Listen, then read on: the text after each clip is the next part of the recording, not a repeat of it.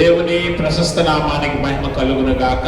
మన ప్రభువు ప్రియ రక్షకుడైన యేసు ప్రభుల వారు మనలను మన కుటుంబాలను సంరక్షించి ఈ శుక్రవారపు సాయంకాలం మరొకసారి ఆయన సన్నిధిలో కూడుకునే భాగ్యాన్ని మనకిచ్చి ఆయన వాక్యాన్ని ధ్యానించే అవకాశాన్ని మనకిచ్చినందుకే మొదటిగా తండ్రి దేవుని కృతజ్ఞతాస్తుతులు చెల్లిస్తున్నాను.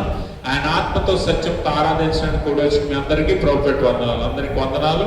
దేవుడు మిమ్మల్ని మీ కుటుంబాలను మెండుగా దీవించి ఆశీర్వదించును గాక. ఆమేన్. ఈ దినముగా ఏర్పాటు చేయబడిన లేఖన భాగాన్ని మనం చదువుగా విన్నాం. ఇర్మియా గ్రంథము 32వ అధ్యాయము 40 నుంచి 44 వరకు ఉన్న లేఖన భాగాన్ని మనం చదివాం. ఈ లేఖన భాగంలో దేవుడు ఇశ్రాయేలీయులకు వాగ్దానం చేస్తున్న సందర్భాన్ని మనం చూస్తాం. అయితే ఇశ్రాయేలీయులు దేవుని ఆశీర్వాదాలను, దేవుని రక్షణ కార్యాలను, దేవుని సహాయాన్ని అన్నిటినీ కూడా అనుభవించిన తర్వాత దేవునికి వ్యతిరేకంగా వారు చేసిన పాపాన్ని బట్టి దేవుడు వారిని చెరకు అప్పగించిన సందర్భాన్ని కూడా మనం చూస్తాం.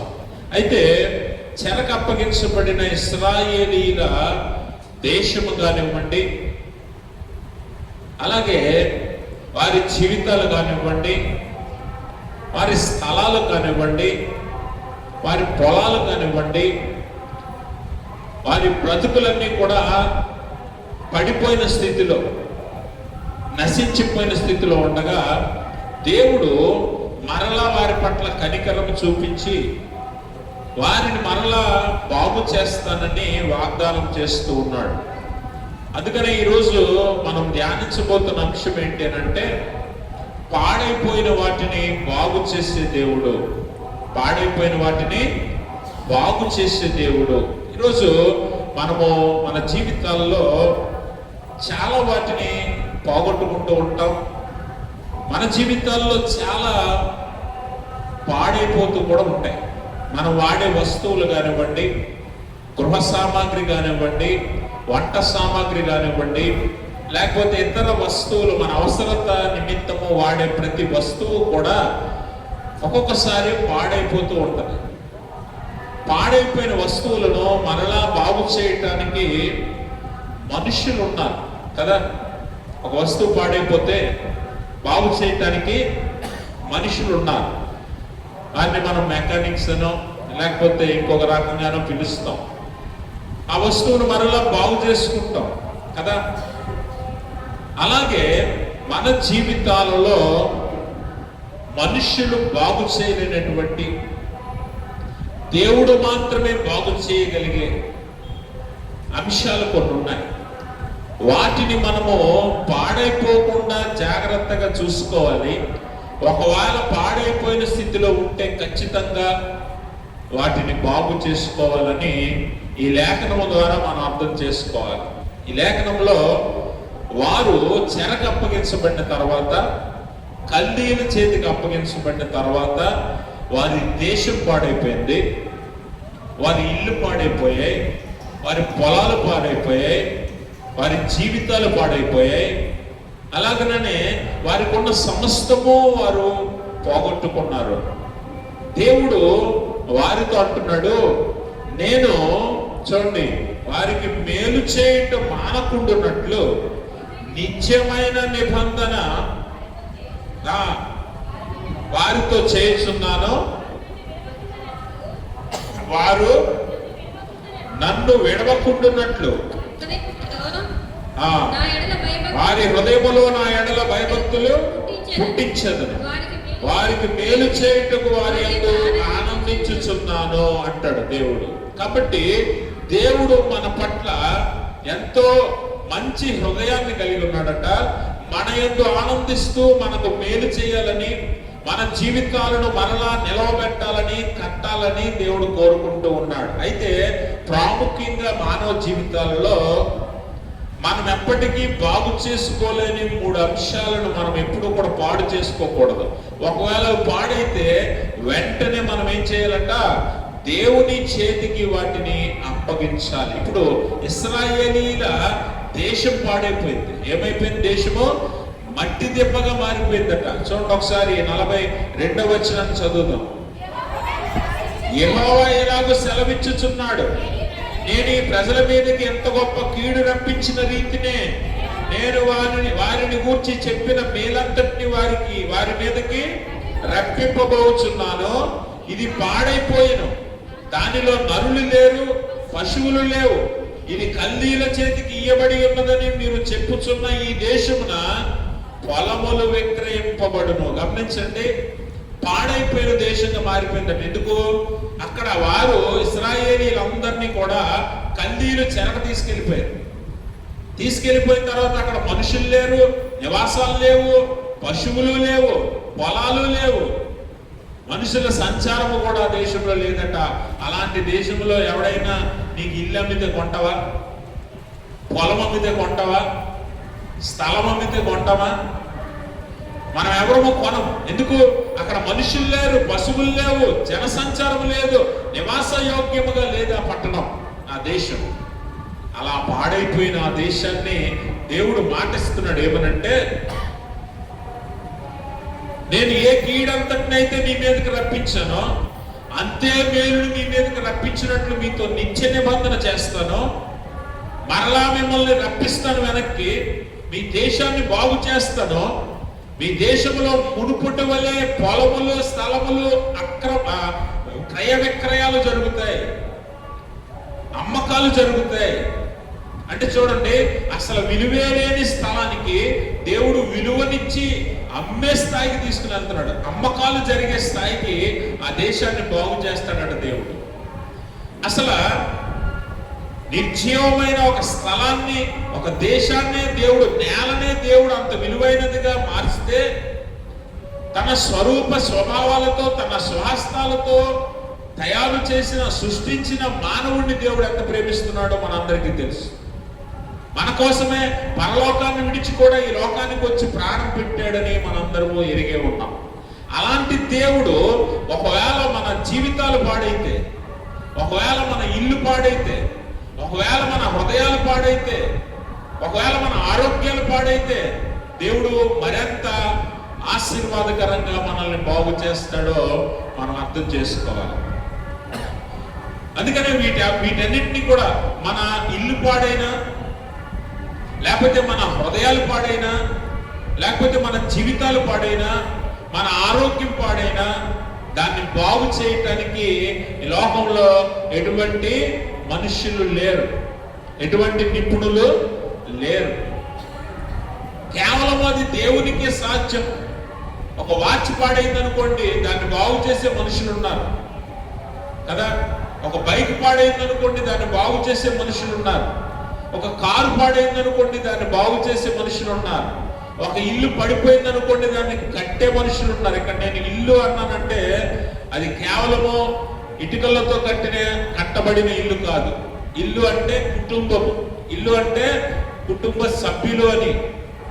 కాబట్టి వస్తువులు ఏవైనా పాడైతే బాగు చేసేవారు ఉన్నారు, కానీ మన జీవితాల్లో, మన జీవితానికి సంబంధించింది ఏదైనా పాడైతే దాన్ని బాగు చేయగలిగే మనుషుడు ఎవడు కూడా ఇప్పటికీ భూమి మీద లేడు.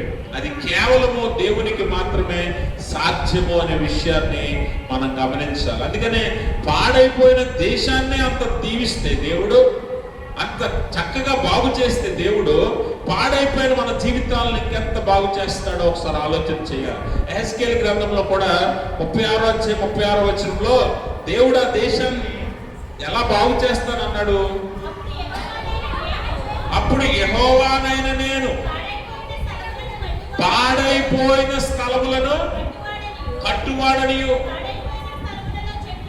పాడైపోయిన స్థలములలో చెట్లు నాటువాడననియు, మీ చుట్టూ శేషించిన అన్యజనులు తెలుసుకొందురు.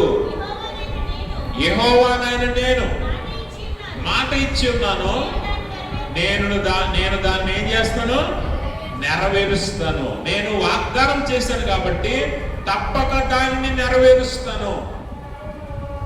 అంటే ఒక దేశము ఎందుకు పనికిరాని దేశముగా ఉన్నప్పుడు దాన్ని మరలా బాగు చేయగలిగే గొప్ప దేవుడు అంటే మన దేవుడు.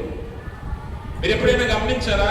మనము స్కూల్లో చదువుకునేటప్పుడు ఈ వరల్డ్ హిస్టరీ, ప్రపంచ చరిత్రలో లేకపోతే చరిత్ర పుస్తకాల్లో మనము ఒక దేశం గురించి బాగా చదువుతాం.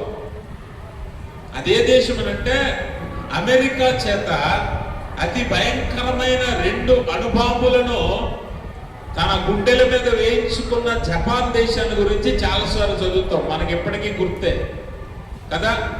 బహుశా నాకు గుర్తుంటే, నాకు డేటు ఆగస్టు 6, ఆగస్టు 9 అనుకుంటున్నాను. అది కరెక్టో కాదో ఐడియా లేదు నాకు. ఈ 2 రోజుల్లో ఆగస్టు 6వ తారీఖున, ఆగస్టు 9వ తారీఖున అమెరికా జపాన్ మీద 2 అణుబాంబులు వేసింది. లిటిల్ బాయ్ అనే ఒక బాంబుని, షార్ట్ బాయ్ అనే ఒక బాంబుని. ఈ 2 అణుబాంబులు జపాన్ మీద పడగానే జపాన్ దేశం మీద ఆ 2 బాంబులు ఎప్పుడైతే పడ్డాయో హిరోషిమా, నాగసాకి అనే 2 పట్టణాలు పూర్తిగా నేలమట్టం అయిపోయాయి. ఆ నేల మీద గట్టిపోచ కూడా మొలవనంతగా ఆ నేల పాడైపోయింది. ఇప్పటికీ ఆ ప్రభావం అక్కడ ఉంది. ఆ బాంబులు ఎప్పుడైతే వేశారో, 2వ ప్రపంచ యుద్ధంలో వేశారు. 39 అనుకుంటా, 1939 సంవత్సరం ఆగస్టు 6 ఒకటి, ఆగస్టు 9 ఒకటి 2 బాంబులు వేస్తే ఈ రోజుకి కూడా అక్కడ గడ్డిపోచ మొలవనటువంటి భయంకరమైన అణు ప్రభావం ఆ నేల మీద ఉంది. ఆ నేల పూర్తిగా ధ్వంసమైపోయింది.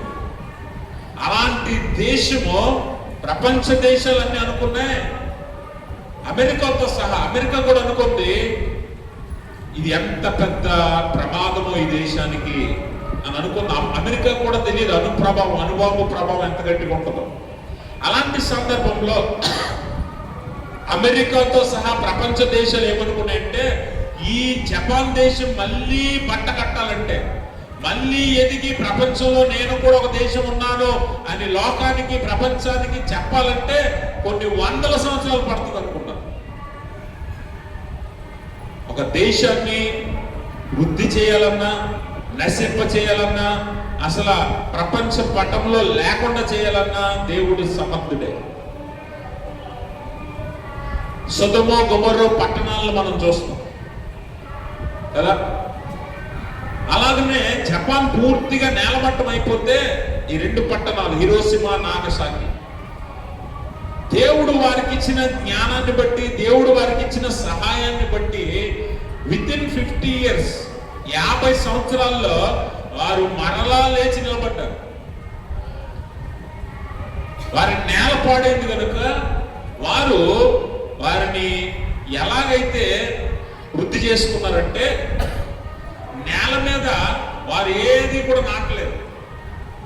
కాబట్టి వారు ఏం చేశారంటే, మనము పంట మీద, పొలం మీద, చెట్ల మీద కాదు, దేవుడు మనకి ఇచ్చిన జ్ఞానం, ఆ టెక్నాలజీని వాడదాం అని ఈరోజు ఆటోమొబైల్ ఇండస్ట్రీ కానివ్వండి, లేకపోతే మోటార్ ఫీల్డ్ కానివ్వండి, ఎందులో టెక్నాలజీలో వారు చాలా ముందు ఉంటారు జపాన్ వారు. దేవుడు వారిని మళ్ళీ లేవనెత్తి కట్టాడు.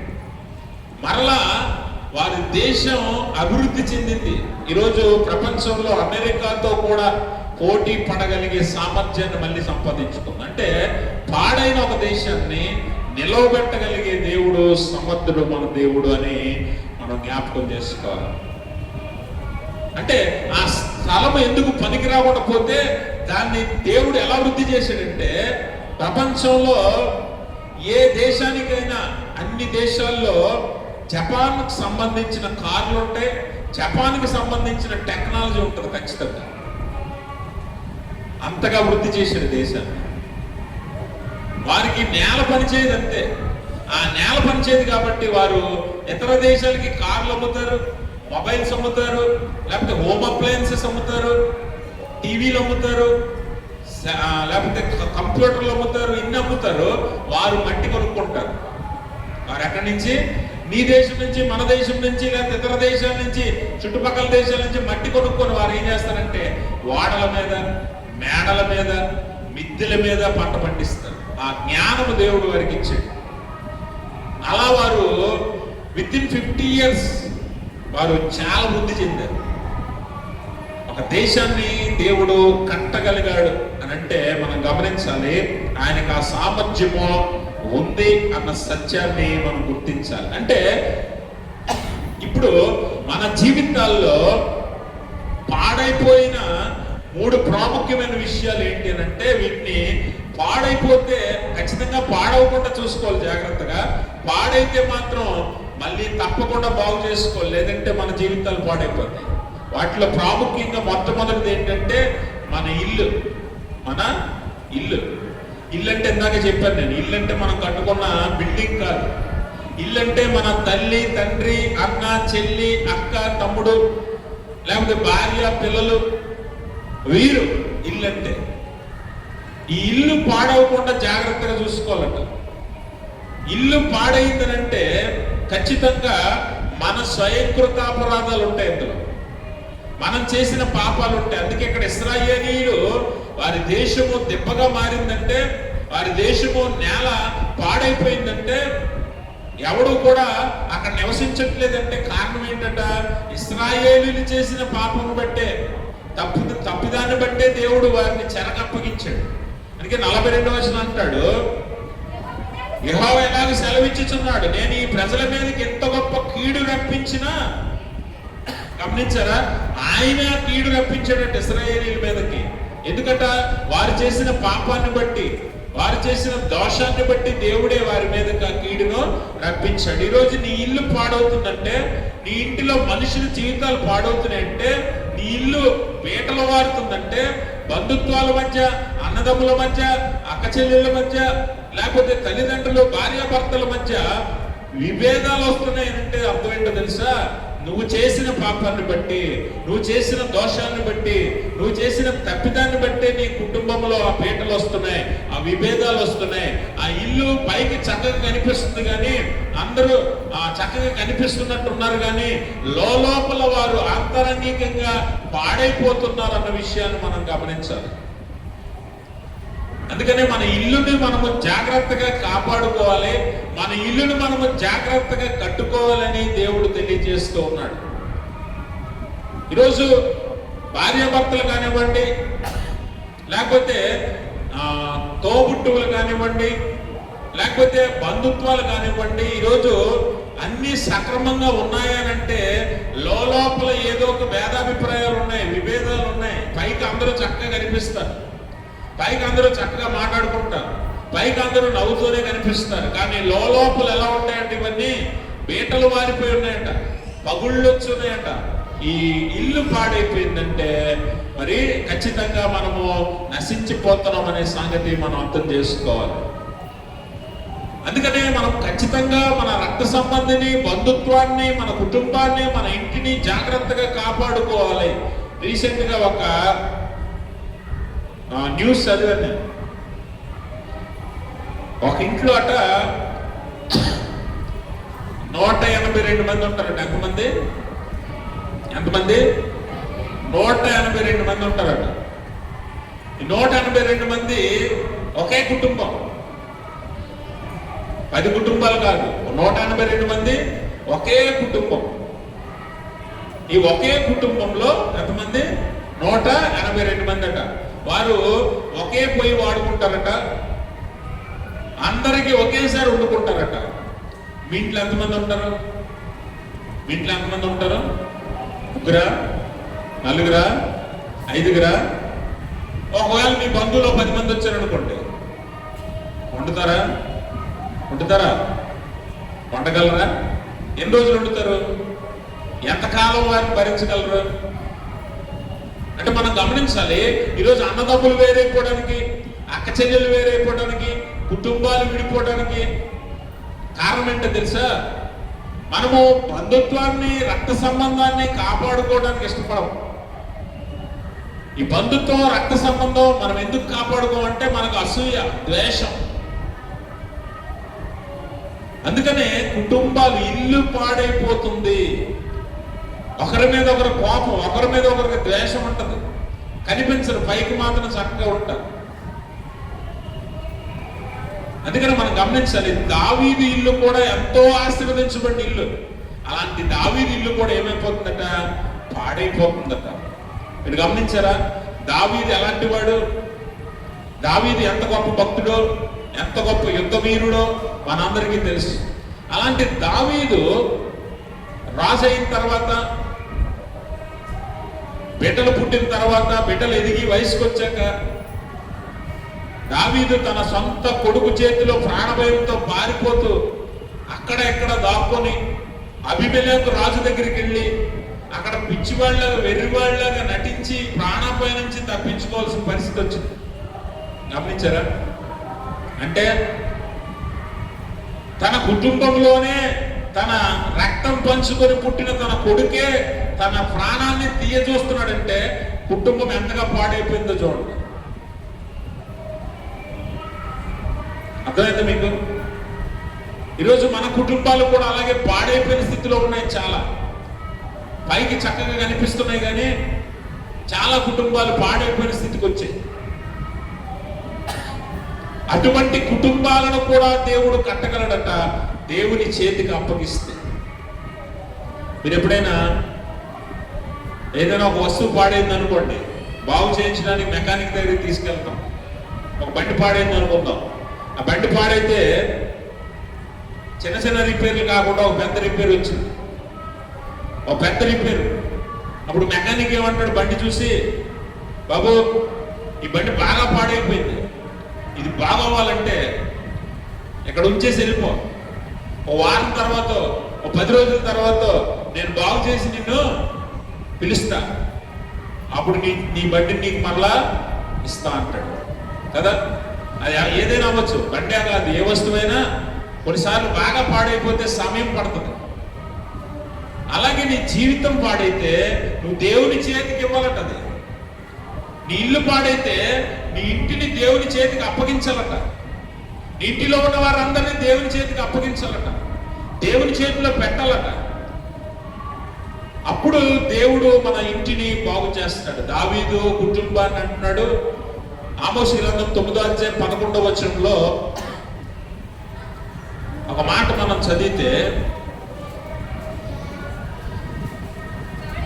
పడిపోయిన దావీదు గుడారమును ఆ దినమున నేను లేవనెత్తి దాని గోడను బాగు చేసి దాని పోయిన చోట్లను బాగు చేసి ఏదోము శేషమును నా నామము ధరించిన అన్యజనులందరినీ నా జనులు స్వతంత్రించుకున్నట్లు పూర్వపు రీతిగా దాన్ని మరలా కట్టుదును, ఎలాగూ జరిగించు యెహోవా వాక్కు ఇదే. గమనించారా? దావీదు ఇల్లు పడిపోతే, దావీదు ఇల్లు పాడైపోతే, దావీదు ఇంటినట దేవుడు లేవనెత్తి దాని గోడలను మళ్ళీ కట్టి పూర్వపు రీతిగా ఆ ఉన్నతమైన స్థితిని ఆ ఇంటికి దేవుడు ఇస్తానని అంటూ ఉన్నాడు. అంటే ఎప్పుడైతే మనం మన ఇంటిని, మన ఇంటి వారందరినీ కూడా దేవుని చేతికి అప్పగిస్తామో అప్పుడు మన జీవితాలని, లేదా మన ఇంటిని, మన ఇంటిలో ఉన్న వారి జీవితాలను దేవుడు బాగు చేస్తాడు. అలా బాగు చేయటానికి దేవుని చేతికి నీ ఇంటిని నువ్వు అప్పగించాలి. మన ఇంటికి అధిపతిగా, యజమానునిగా దేవుడు ఉండాలి. అలా ఉన్నప్పుడు ఖచ్చితంగా మన ఇంటిని దేవుడు పడిపోతే బాగు చేస్తాడు, పాడైపోతే సరి చేస్తాడు. అందుకే ఈరోజు చాలా కుటుంబాల్లో ఈ మనస్పర్ధలు ఉన్నాయి, ఈ విభేదాలు ఉన్నాయి, వివాదాలు ఉన్నాయి కదా.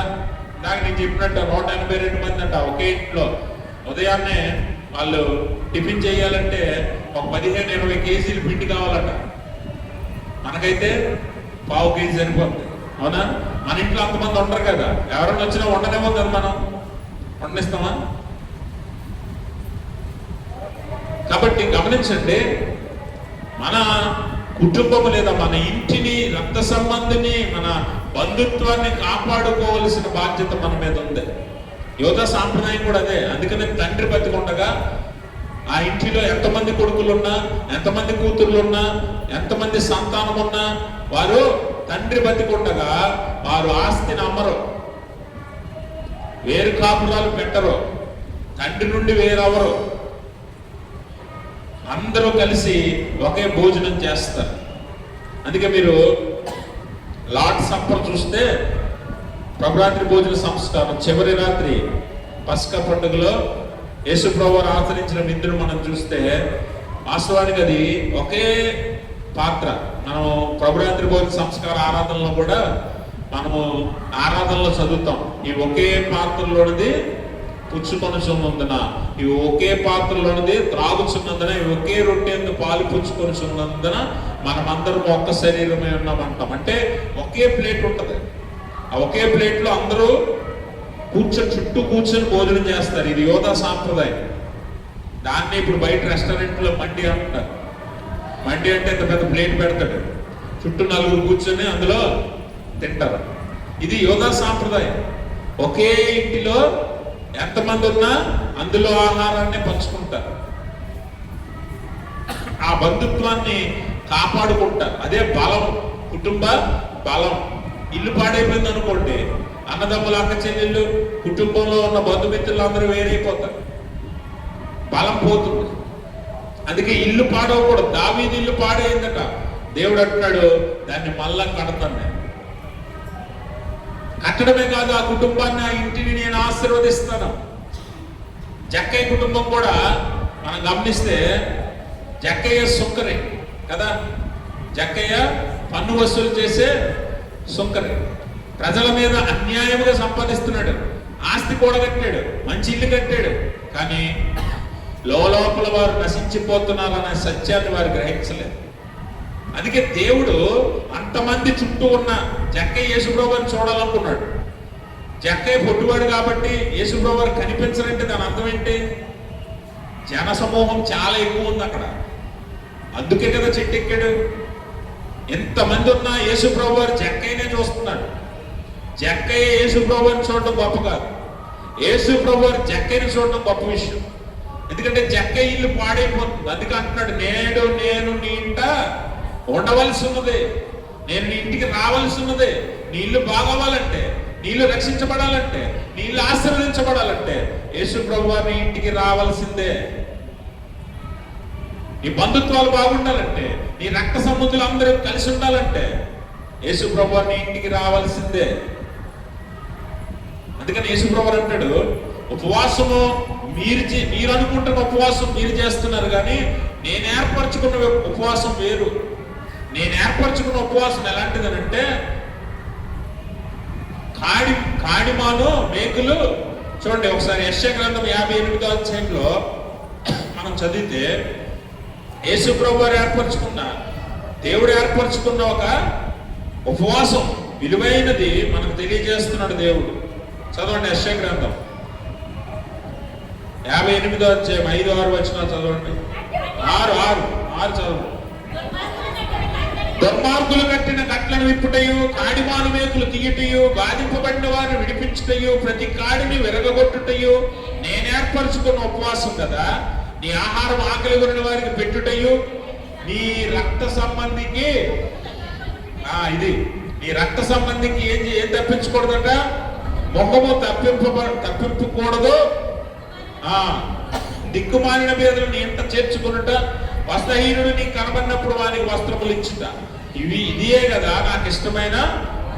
ఈరోజు చాలా మంది రక్త సంబంధులను, బంధుత్వాలను పక్కకు పెట్టేసుకుంటున్నారు, వదిలించేసుకుంటున్నారు, వద్దనుకుంటున్నారు, విడిచి వెళ్ళిపోతూ ఉన్నారు. ఎందుకనంటే వారికి అవసరం లేదనుకుంటున్నారు, భారం అనుకుంటున్నారు. కానీ దేవుడు అంటున్నాడు, నీ రక్త సంబంధికి నువ్వు ముఖము తప్పింపకుండుటయే దేవునికి ఇష్టమైన ఉపవాసము, దేవునికి ఇష్టమైన యాగము. కాబట్టి గమనించాలి, మన కుటుంబాలు, మన ఇల్లు పాడైపోతున్నాయి, మనకు తెలియట్లేదు. అపవాది మన మధ్యలో అలాగున చొరబడుతూ ఉన్నాడు, మన బంధుత్వాన్ని, మన రక్త సంబంధనే విడగొడుతూ ఉన్నాడు, మనల్ని బలహీనపరుస్తూ ఉన్నాడు, మనల్ని నాశనం వైపు నడిపిస్తున్నాడు. కాబట్టి జక్కయ్య ఎప్పుడైతే అన్యాయంతో, అక్రమంతో నిండిపోయి తన ఇంటిని డబ్బుతో, ధనంతో, ఆస్తితో నింపుకుంటున్నాడో, ఎప్పుడైతే ఆ ఇల్లు పాడైపోతుందని యేసుప్రభు వారు గ్రహించారో, యేసుప్రభు వారు ఆ ఇంటికి వెళ్ళడానికి ఇష్టపడుతున్నాడు. ఎందుకంటే పాడైపోయిన ఇంటిని బాగు చేయటానికి ఆయన సిద్ధపడి వస్తున్నాడు. అందుకనే ఆ ఇంటికి రక్షణ వచ్చిందంటాడు కదా. జక్కయ్య దేవుని మాట విని ఏమంటున్నాడు, నేను అన్యాయముగా ఎవరి దగ్గర తీసుకుంటే వారికి 4 ఇస్తాను, నేను అన్యాయంగా సంపాదించిన ఈ ఆస్తిలో సగము పేదలకు ఇచ్చేస్తాను. ఇది కదా దేవుడు కోరుకున్న ఉపవాసం, ఇది కదా దేవుడు కోరుకున్న యాగము. కాబట్టి గమనించండి, మన ఇల్లు పాడైతే నువ్వేం చేయాలంట? మన ఇంటికి దేవుణ్ణి ఆహ్వానించాలి, మన ఇంటిని ఆయన చేతిలో పెట్టాలి. ఎవడు లేకపోయినా పర్వాలేదు, ఎవడు వచ్చినా రాకపోయినా పర్వాలేదు, నాకేం తక్కువ అనే ఒక గర్వంతో చాలా మంది ఏం చేసుకుంటున్నారంటే సొంత కుటుంబాలను ఇళ్లను పాడు చేసుకుంటూ ఉన్నారు. అందుకనే స్త్రీల గురించి కూడా ఒక మాట మనం చదువుతాం. జ్ఞానవంతురాలు తన ఇల్లు కట్టును, మూఢురాలు తన ఇంటిని తానే ఓడబెరుకూడదు. ఓడబెరుకోవడం అంటే ఏంటి? ఓడబెరుకోవడం అంటే ఏంటి? ఇంటిని పడగొట్టుకుంటారా? కట్టుకొని ఇంటిని పడగొట్టుకుంటారా ఎవరైనా? ఇల్లు కాదు ఇక్కడ. ఇల్లు అని అంటే సభ్యులు, ఇల్లు అంటే బిడ్డలు, ఇల్లు అంటే అన్నదమ్ములు, ఇల్లు అంటే బంధువులు. అందుకని జ్ఞానవంతురాలు తన ఇంటిని కట్టుకుంటుందట, మూఢురాలు తన చేతులతో తన ఇంటిని ఓడబెరుక్కుంటుందట.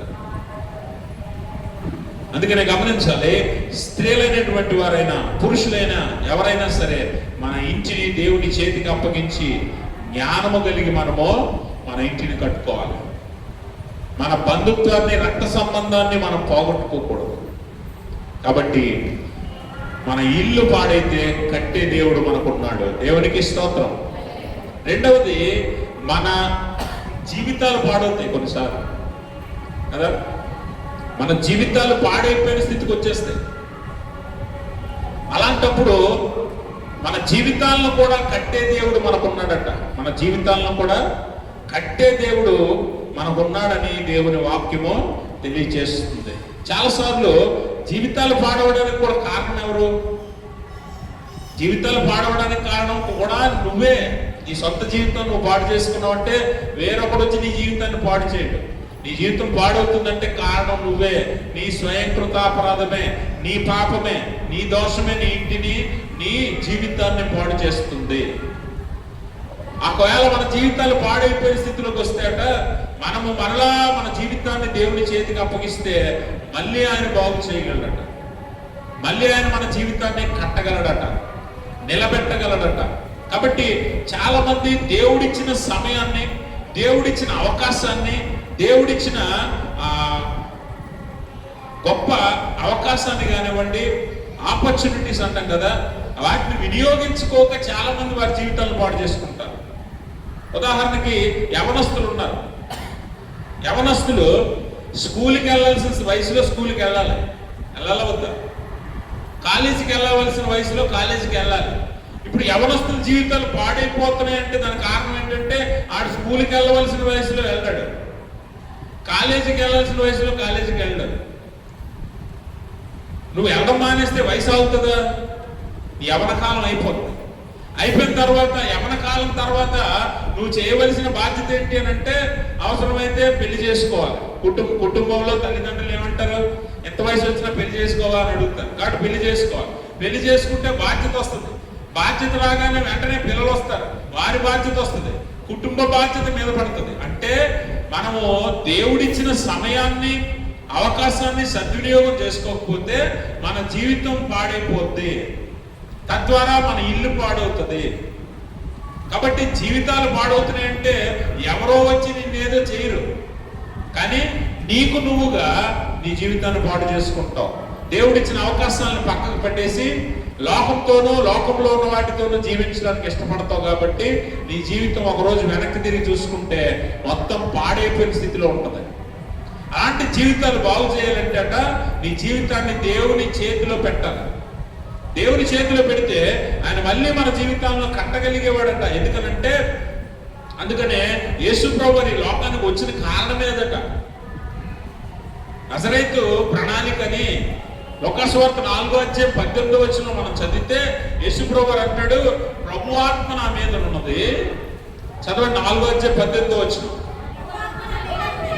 ప్రభు ఆత్మ నా మీద ఉన్నది, పేదలకు సువార్త ప్రకటించుటకును ఆయన నన్ను అభిషేకించెను, చెరసాలలో ఉన్న వారికి విడుదలను, గుడ్డివారికి చూపును ప్రకటించుటకును, నలిగిన వారిని విడిపించుటకును, ప్రభు హితవస్త్రం ప్రకటించుటకును ఆయన నన్ను పంపి ఉన్నాడు. గమనించండి, దేవుడట యేసు ప్రభు వారి లోకానికి వచ్చిన కారణం ఏంటంటే ఆయన బీదలకు సువార్తను ప్రకటించడానికి, అలాగనే గుడ్డివారి కన్నులు తెరవటానికి, అలాగే చెరలో ఉన్న వారిని విడిపించటానికి, అలాగే నలిగిన వారిని బాగు చేయటానికి, ప్రభువు హితవత్సరాన్ని ప్రకటించడానికి యేసుప్రభువు వచ్చాడట.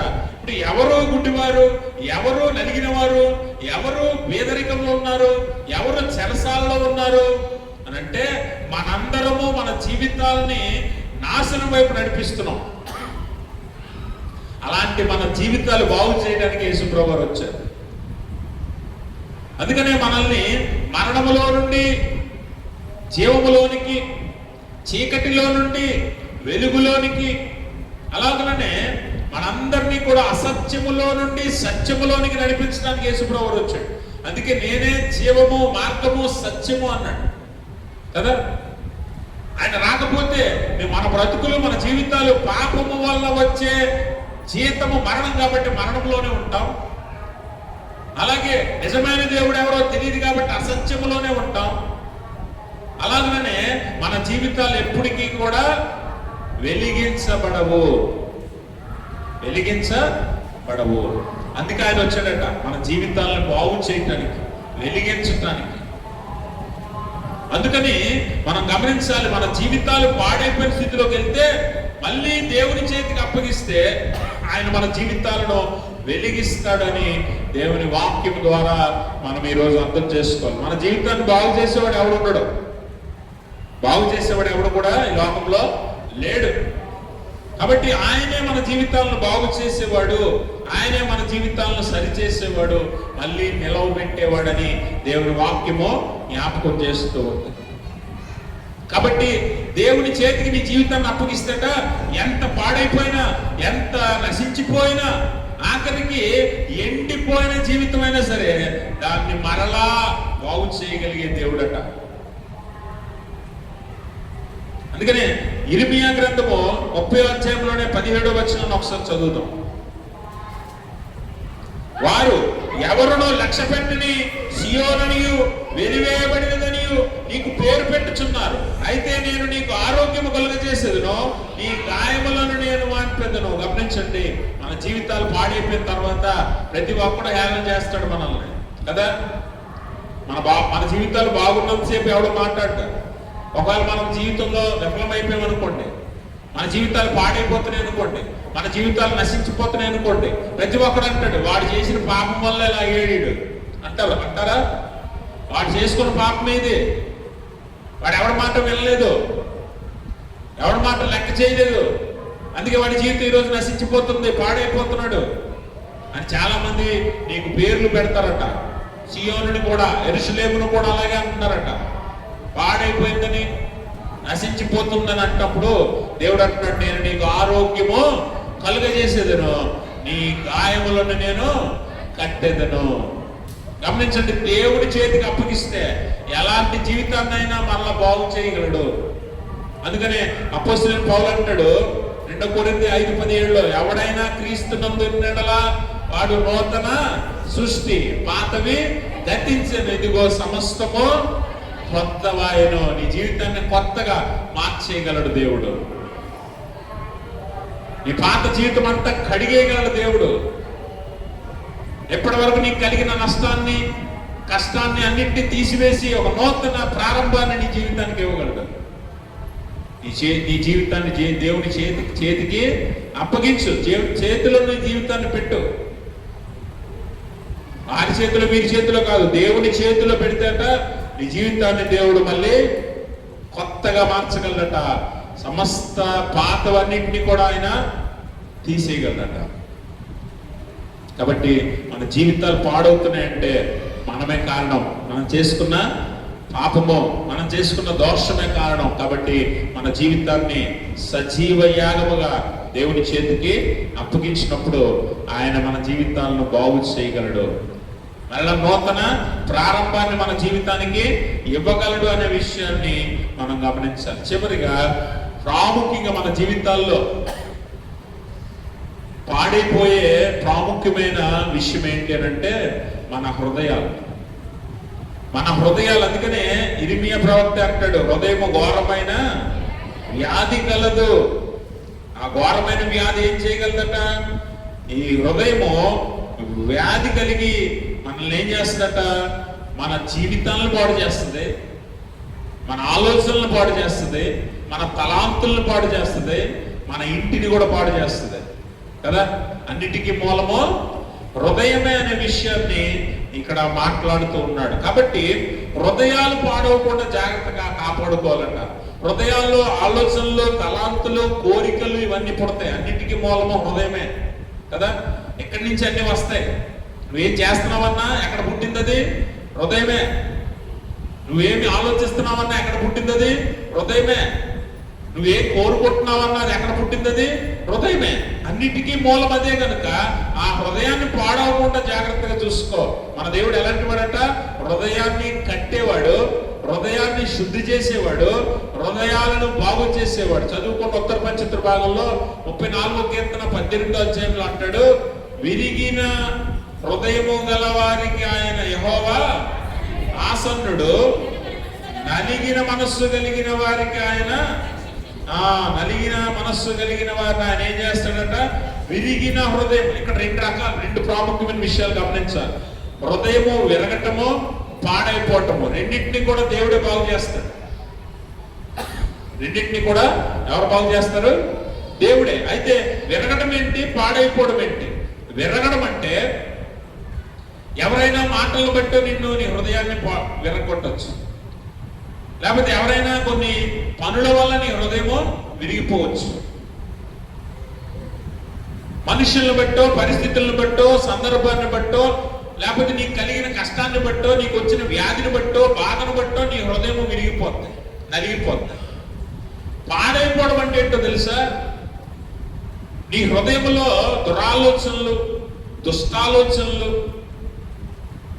లేకపోతే నీ ఇతర కోరికలు, లోకాశలు, ఇవన్నీ నీ హృదయంలో పుట్టటము నీ హృదయం పాడైపోవడానికి కారణం. పాడైపోయినా, విరిగిపోయినా రెండింటిని బాగు చేయగలిగే దేవుడు ఎవరు? మన దేవుడు. మనం గమనించాలి, విరిగిపోతే దేవుడు బాగు చేస్తాడు, కానీ పాడైపోతున్న హృదయాలు త్వరగా నాశనానికి సిద్ధంగా ఉంటాయి.